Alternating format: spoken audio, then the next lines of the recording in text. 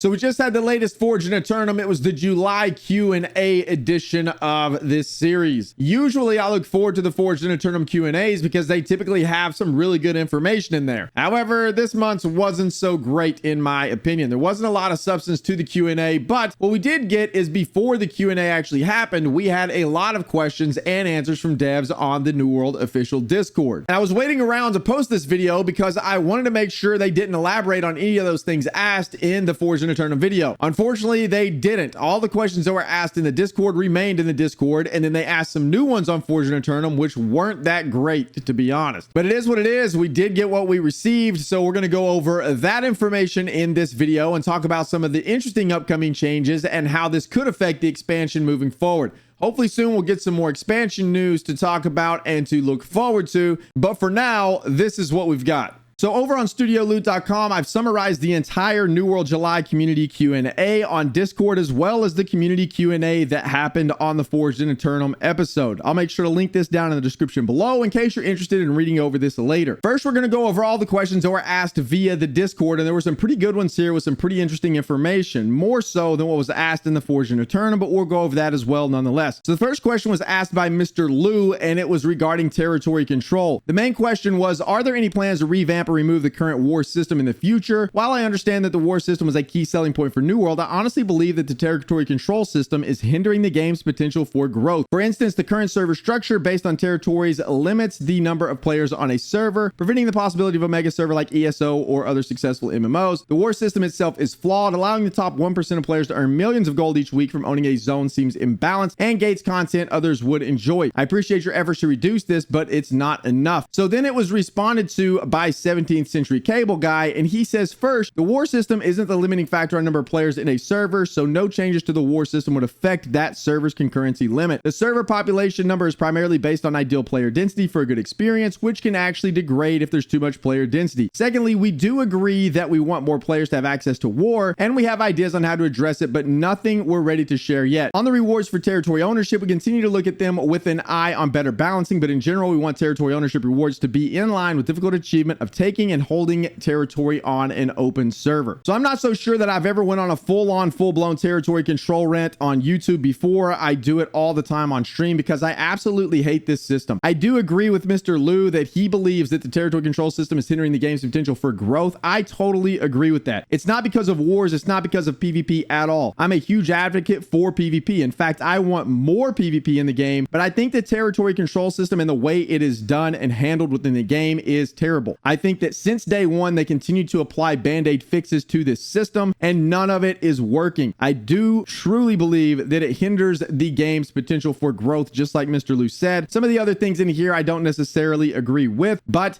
I'm not going to go on the full-blown rant, but I do agree that this system needs a complete overhaul. And if you want to hear my complete thoughts on territory control, you can stop by the stream sometime. It's twitch.tv/BDLG. I talk about this all the time, and all the flaws and everything that affects territory is just a bad system for an MMO overall. And if you're super interested in hearing them, I'll be happy to do a complete video over it, but that will take me a while. It would be a long video, so we're just going to move on from this for now. And we're going to talk about mounts a little bit. This was very interesting, and the first time we've heard them talk about mounts in any capacity other than saying they're coming to the game. So Madness asks, this might be too early, but how will mounts be handled in open world PvP, or what system will be in place so players can't just run away before the fight starts? This has been a topic of conversation ever since they introduced the idea of having mounts in the game, because open world PvP in New World is incredibly fun. And anytime you threaten that fun by adding mounts into the game, it is a concern. So the response is there's three key elements to this. One, if you're in a combat state indicated by the cross swords on the health bar, you can't summon your mount. Two, any damage from another player will dismount you if you are flagged, including ranged attacks. And three, summoning has a 2-second delay and PvP damage will cancel the summon. We have a few knobs and dials to tune and have done so a few times after our own playtesting. So if we still feel like it's too easy to ride away from fights, we will retune. Our goal for mounts in PvP is that they don't interfere with fights as much as possible. So the last line right here is very encouraging because having mounts is a concern concern for open world PvP, but if done right, I think these three things will make that a non-issue. So we'll see how this works out. It was very interesting to get their take on how this is going to work with PvP. It's a question that I had in my mind, so I'm glad that they answered that here. I don't know how mounts are going to work out in the long run, but we're going to see very soon whenever they're implemented at the end of this year. The next question was, are open world housing, animal husbandry, or farming any of the ideas you would like to see in game in the future? So animal husbandry is something that I thought would come into the game whenever mounts were introduced, because they've kind of hinted at this before with things like a riding skill and some other things that they have kind of mentioned or hinted at. But unfortunately, it doesn't look like we're going to get any of that anytime soon. So the response was, we would love to see all of those in the game with the exception of open world housing. There's good things about it, obviously, but our experiences from the early years have shown us that it's not always desirable to need physical space in the world to accommodate every player. We feel our current housing solution using phased house interiors strikes a really good balance between settlements feeling like living neighborhoods, but without needing to introduce urban sprawl to Eternum. So that answers that question. We're not getting animal husbandry into the game anytime soon. It looks like what's going to happen with the mounts at this point in time is that you're probably just going to summon the mount and ride it just like you would in ESO or some other MMO out there. Lots of MMOs have that as their mount solution. So in my mind, that's more than likely how the mount system is going to work. No big life skilling surrounding mounts at this time, or at least it doesn't seem that way. Maybe we'll get something like that in the future. Then we had several general questions that were asked, like, can you make music sheets salvageable? So the response was, we are currently looking at the amount of items in the inventory with an eye and strong desire to streamline them across the board, which is great news. Music sheets are a great example of where the inventory can get bloated. I have a ton of items that I don't use and I don't know what to do with. I can't do anything with them, so I end up dropping them on the ground. That feels absolutely terrible just to throw them on the ground. So hopefully they'll come up with some sort of solution here. But I agree, music sheets are terrible, along with a lot of other items in the game, and inventory management in New World is awful. So I hope that at some point we do have some better method of managing our inventory, which ties into this next question. Is there a planned inventory storage overhaul coming? The storage shed system is very frustrating and annoying in terms of organization. I would love to see a full-blown banking storage similar to RuneScape, in which we can have custom tabs and sections for all our various items. I could not agree more. Managing inventory in New World is a huge headache. So it's very good to see them address this. They said, we agree strongly with your point of view and are actively looking into it. I'm sure you can imagine there are technical constraints to work around, and we are still exploring. So again, it doesn't seem like we have anything coming in the short term or with the expansion with inventory management or storage overhaul, which is a bit unfortunate because I too get very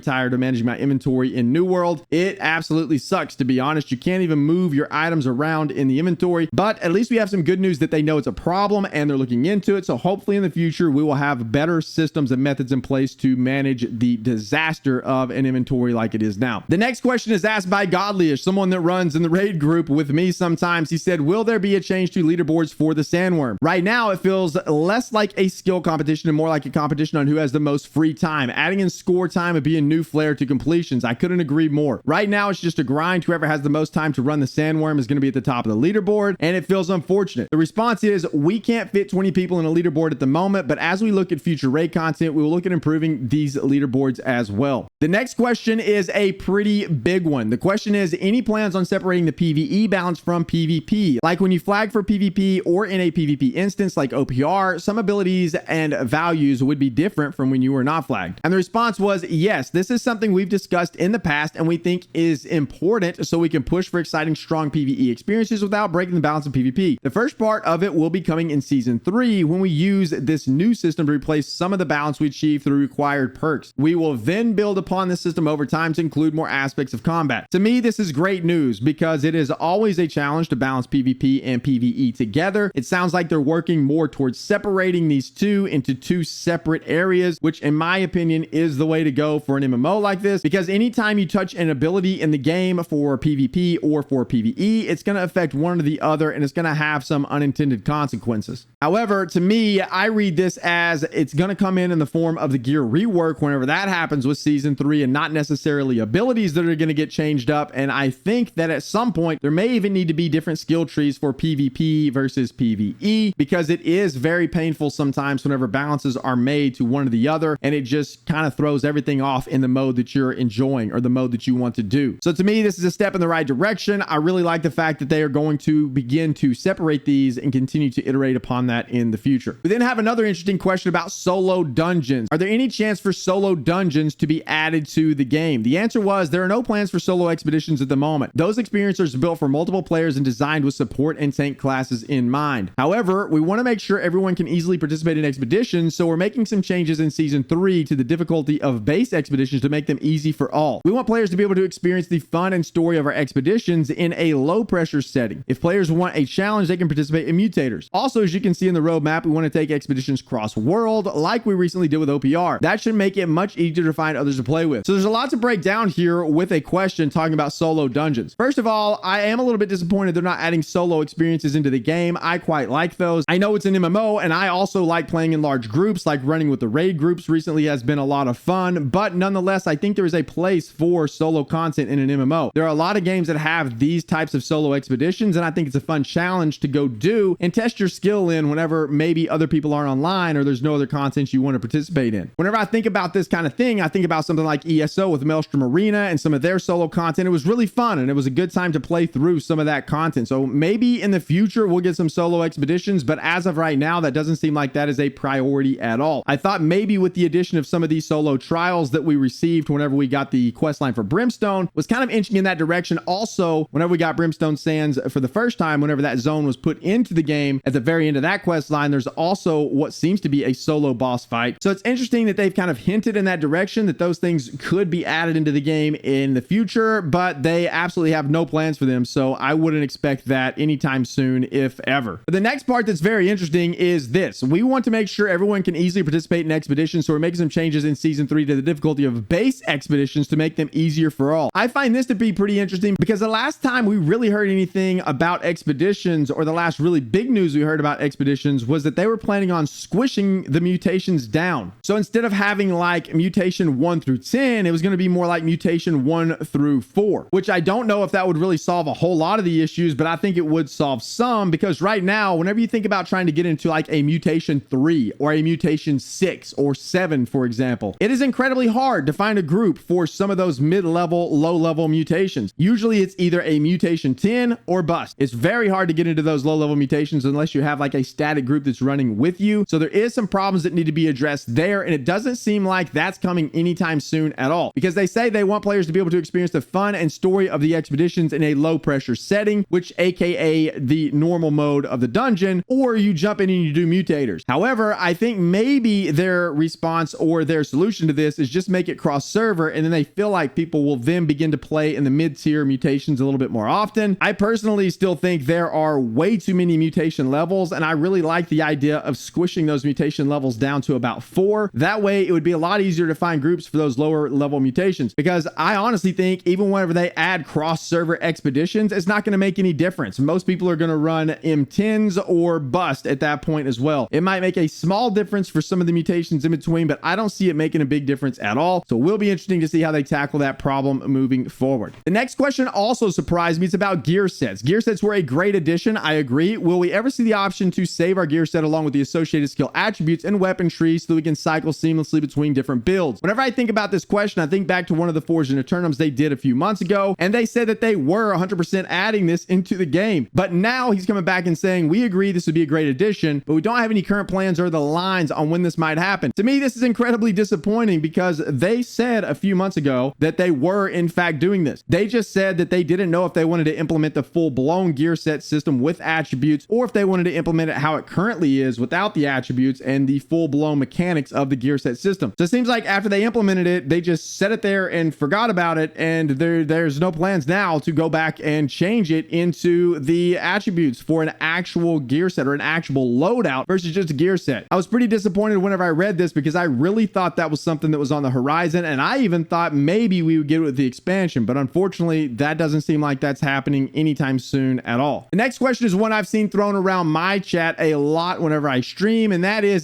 the Ultimate Combat Trophy permanent, or are Trophy Banes going to go away along with the Banes and Ward gear by the end of 2023? I've been doing a grind lately to get all of the ultimate trophies in the game because I absolutely hate switching trophies, and to me it's not that terrible. It's very, very expensive, but it's meant to be a very in-game thing to do, and it's just this thing where you just go collect things that you don't necessarily have to have, but it gives you something to do if that's just where you are in your progression. I'm not a super big fan of the trophy system or how it's implemented in the game, but I think this was an okay solution, not the best solution, but it was an okay solution to the problem. them, but this was the response. There are no plans to remove trophies when we remove Bane and Ward. Trophies are a one-time acquisition versus gear, which you continuously update and change. Likewise, trophies are a separate system, whereas Bane and Ward impacted options and choices on gear and replaced them with required perks. Lastly, I think they're sort of a cool chaser item for that last bit of power. So I don't necessarily disagree. I'm not super mad about this. I guess I'm just at a point in my playtime, because I have so many hours in the game and I play the game so much, that the trophies don't really bother me that much, other than having to switch them out all the time. I have all the trophies in the game, and now I'm just on the hunt for all the ultimates, and it's just giving me something else to do in the game. So for me, this isn't that big of a deal, but this has been something that's been asked a whole lot. So fear not, you can go ahead and get your trophies, because they're not going to be removed whenever Bane and Ward is implemented, unless for some reason they change their mind. Then moving on, we have a question about invasions. Now that invasions have been adjusted, are you happy with the new difficulty level? Are too many being lost? Are there future plans for invasions? The response to that first question was, our main goal with the invasion changes were to speed up the experience and create a smoother difficulty curve. We're pretty happy with the ending waves, so this mostly resulted in earlier waves becoming a bit harder. This resulted in a dip of win rates. They dipped a bit further than we had anticipated, especially on fresh start worlds. Win rates are starting to increase a bit as people are learning the new setups. We'll be keeping an eye on win rates, and if this trend doesn't continue, we may need to make further changes. The second question was, Helen Hardy and Stalwart removed as town buffs, but Stalwart was not added. Was this intentional? An inherent buff for Stalwart was not added. This was intentional. Overall, we feel stamina regen was in a good place without it, and prefer the way the game plays without it. And then Jake's last question was, any plans for APIs for basic public game data? It would be super useful to get in-game events like wars or invasions easily in Discord bots and similar applications. The answer was no plans at the moment for any APIs like this. So as far as invasions go, again, it ties into the territory control system, which I think is terrible. I really don't like time-gated and player-gated content in an MMO, and you could argue that New World has an absolute boatload of that. So increasing the difficulty for invasions, in all honesty, yet again, was another band-aid fix for an overall bad and flawed system, in my opinion. I would like to see that entire thing overhauled so that more people could participate in those events. I really wish invasions in New World were more of a dynamic event. Whenever corrupted portals started spawning in a particular zone, they started getting more and more overwhelming. If players didn't clear them in a certain amount of time, it triggered an invasion in the settlement, and then the settlement became the ground for the invasion. Then players would just go there in the open world. This could happen at any time during the day and be triggered. It wasn't time gated. There was no roster to fill out. You just went and you fought for your life to save that settlement. And then the mobs actually came and they attacked the stations that were going to get downgraded. And if they attacked them and they lost HP, they would of course get downgraded. That's how I always thought invasions were going to work whenever this game was first announced. I really thought corrupted portals were going to tie into the system of invasions somehow. So I guess it is what it is at the end of the day. But overall, I wish we would see more dynamic systems like that, which is probably asking a boatload, because I'm sure it'd be incredibly expensive and time consuming to put something like that into New World. However, the point still stands. I think territory control in its current iteration, with invasions, with wars, with the way all of that works surrounding territory control, is bad. Hopefully we'll see a rework at some point in the future. So that wraps it up for the Discord community Q&A section, which in my opinion was by far and away more interesting than the Forged in Eternum Q&A, but we'll go over that real quick nonetheless. But they did answer some pretty interesting things like mounts and some solutions to gear storage and a few other questions that I thought were pretty interesting there. So that being said, we'll run through a very quick recap of the Forged in Eternum video. I'm not going to give a whole lot of thoughts here. We're just going to run through some of these questions and answers. So they asked, are you happy with how many people attempted the sandworm and beat the sandworm? He said, yes, we are very happy. We wanted the win rates to be difficult. It is balanced to be hard. It's meant to be in-game hard content. They're happy with where the sandworm is. Is there any plans for character rename in the future? It's something we're talking about, but no plans to share yet with the community. What do you think about adding suggested open world PvP elements such as hot zones and caravan trading system? We talked a lot about both. We're not ready to talk time frames, but at a high level, I think we'll add both of them. The open world PvP is just fun. It's cool. Season 3 will bring a new way to push influence that will hopefully bring a lot of open world PvP moments to the game. But in the long term, we have plans to push well past that. So that's very encouraging news, and hopefully we'll get some really fun open world PvP with Season 3. I'm very much looking forward to those territory influence changes. Are you aware that the time it takes to accumulate Azos salt in the game? Is there any plans to increase Azos salt awarded from activities? Essentially, they said they're looking into the issues of not having enough salt, so maybe we'll see some adjustments come in for that in the future. Are there plans for fresh start servers this year? No plans for them at this time. That actually kind of surprised me, because I did think they were going to do some fresh start servers at the end of the year with the expansion because of how successful they were with Brimstone Sands, but they're not. No fresh start servers this year. Can you explain your point of view on the desire to add seasonal content instead of real definitive content? So they said basically they like the seasonal content model. They think it is real content, but they're looking at ways to keep seasonal seasonal content around longer. Are barbershop features on your plans? Yes, it is on our plans, but they're not ready to talk about it yet. Can we expect any updates to address team imbalances and outpost rush and solo arenas in the near future? He said matchmaking is a huge complex problem and it's going to take them a while to get the solution they are happy with, but they are looking at that as an issue. Have you ever thought about reworking the debuff bar? It easily gets filled up and is generally hard to read. I couldn't agree with this more, and whenever I seen this question, I was happy to see it come into Forged in Eternum. This is probably the one that I was most excited to see, to be honest, in that entire video. And they said, yeah, this is something that we are looking at, but they don't have an ETA because it is a pretty complex UX system. So at least they're looking at that, because it is atrocious looking at buffs and debuffs on your character. It really does suck. So hopefully we'll get something for that in the future, and hopefully it'll be sooner rather than later. Will there be the addition of other siege weapons in OPR? We're thinking about that, but no definitive plan. So that wraps it up for the community Q&A. All in all, there were some fairly interesting things in there. I was going to do this video a little bit earlier whenever I seen all of these questions and answers in the Discord, but I really thought they were going to iterate upon some of these things in the Forged in Eternum video.